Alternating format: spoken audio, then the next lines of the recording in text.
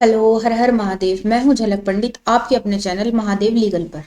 तो कैसे हैं आप सब? आशा है सब अच्छे होंगे और अपनी पढ़ाई की ओर सभी उसी ऊर्जा के साथ अग्रसर होंगे। तो जैसा कि आप जानते हैं कि हम भारतीय न्याय संहिता 2023 के विभिन्न अध्यायों, विभिन्न धाराओं के विषय में जानते आ रहे हैं। तो ये क्रम अब अपने अंत की ओर है। तो इसी क्रम में आज हम बात करेंगे अध्याय 12 की, जो बात करता है लोक सेवकों द्वारा या उनसे संबंधित अपराधों के विषय में। साथ ही मैं आपको ये भी बता दूं कि भारतीय न्याय संहिता, अब हम अंत की ओर बढ़ रहे हैं। शीघ्र ही आने वाले 2-3 दिन में ही ये खत्म हो जाएगी। लगभग लगभग हम इसका अंत कर चुके हैं। तो आइए देख लेते हैं अध्याय 12, जिसका श्री गणेश धारा 198 से होता है। तो इसको हम उदाहरण के माध्यम से जानते हैं। धारा 198 क्या बात करती है? ए, जो कि एक पुलिस ऑफिसर है, ये एक पुलिस अधिकारी है, पुलिस अधीक्षक है।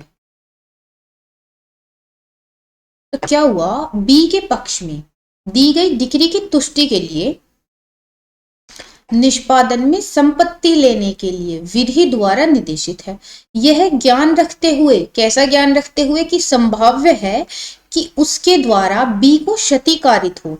किसके द्वारा? ए के द्वारा, जो पुलिस अधिकारी है उसके द्वारा बी को क्षति कारित जानते हुए विधि के उस निर्देश की अवज्ञा करता है। जो विधि की, जो कानून की, जो जो निर्देश दिया गया है, जो आज्ञा दी गई है, उसकी अवहेलना करता है, उसकी अवज्ञा करता है। तो यहाँ ए इस धारा के अधीन अपराधी है। ए जो है धारा 198 के अधीन अपराधी समझा जाएगा। समझ में आ रही है ना चीजें?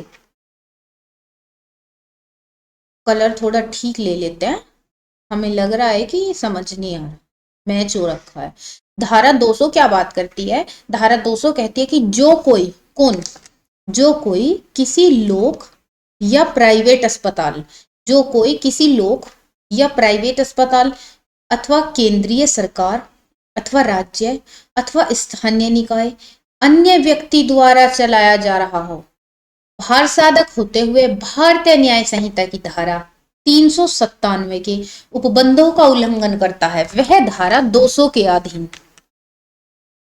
अपराधी समझा जाएगा और 1 वर्ष के लिए कारावास, साथ के साथ जुर्माने से भी वो दंडित किया जाएगा।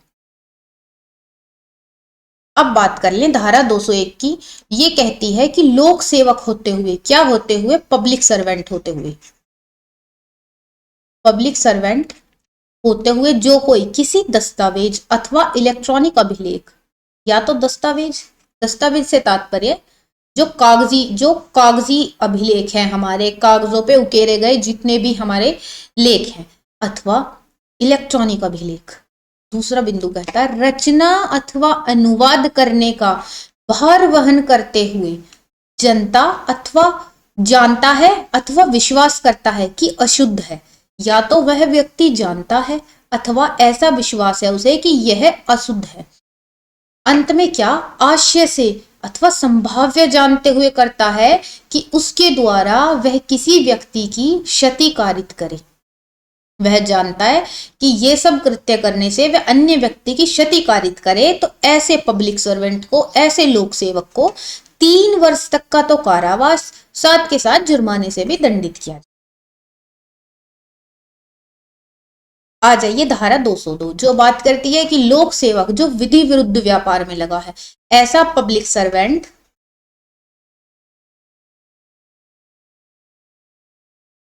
जो इलीगल इलीगल व्यापार में लगा, इलीगल व्यापार में लगा है, उसके लिए क्या है? इसमें यह समझ लीजिए कि कोई लोक सेवक है, ये भाई साहब हैं और ये लोक सेवक है किसी विभाग में, ये लोक सेवक है। ये क्या करते हैं? ये एक कोई नशे का पदार्थ है, ये पैकेट है नशे के पदार्थ का, ये बैग है, और ये इसकी तस्करी करते हैं, जो कि एक विधि विरुद्ध व्यापार है।